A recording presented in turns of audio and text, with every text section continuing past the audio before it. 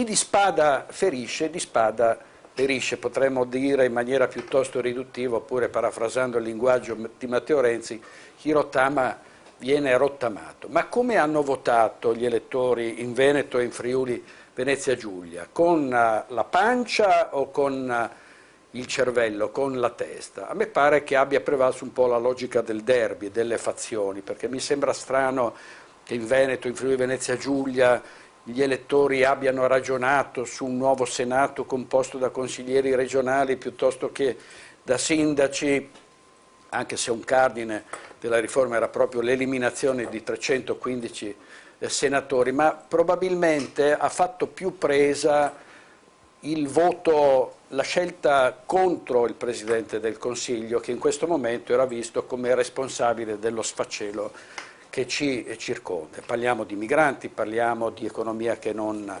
riparte, insomma quello che un po' è successo negli Stati Uniti, dove pur di non avere più a che fare con l'establishment, con le lobby rappresentate da Hillary Clinton, i poveri hanno scelto un miliardario, Trump, con la differenza che lì cambia sicuramente qualcosa. E qui invece torniamo indietro, qui torniamo a 20 anni fa, tant'è vero che adesso stanno riaffiorando i zombie della Prima Repubblica, insomma gente che sembrava scomparsa, che adesso si ripresenta e spera di avere la famosa carrega. Quindi una scelta che non riguarda, diciamo, il merito della Costituzione, ma un po' una scelta partitica, probabilmente collegata anche ai diktat delle varie scuderie politiche. E la cosa un po' paradossale, secondo me, è che era inevitabile che insomma, il governo fosse in questo caso castigato, però forse era l'uomo sbagliato Renzi, nel senso che aveva sicuramente avuto molti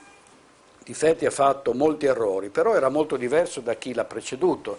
Cioè, tanto per fare un esempio, sulle pensioni non è che la Fornero se l'era inventata Renzi, se l'erano inventati altri, insomma prima di lui Monti e Letta per esempio avevano fatto molto danni. Quindi purtroppo il destino, l'ironia della sorte ha beffato Renzi, che probabilmente non era l'uomo peggiore, ma è capitato nel momento sbagliato e soprattutto si è esposto a questo rischio incredibile.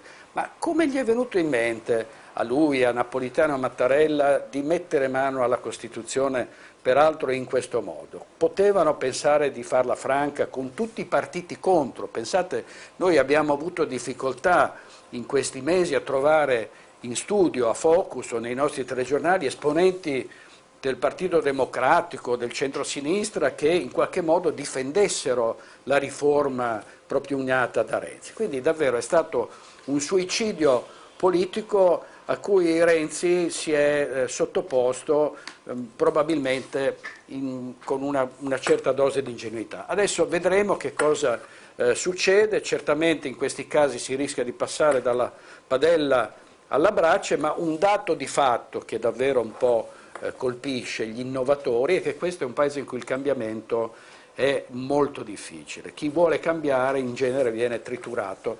La chimera della politica rinnovata e nuova è ancora quella, appunto una chimera, qualcosa di irraggiungibile in un paese in cui prevalgono purtroppo molto spesso i veleni e le contrapposizioni. Ma questo è il risultato, bisogna prenderne atto.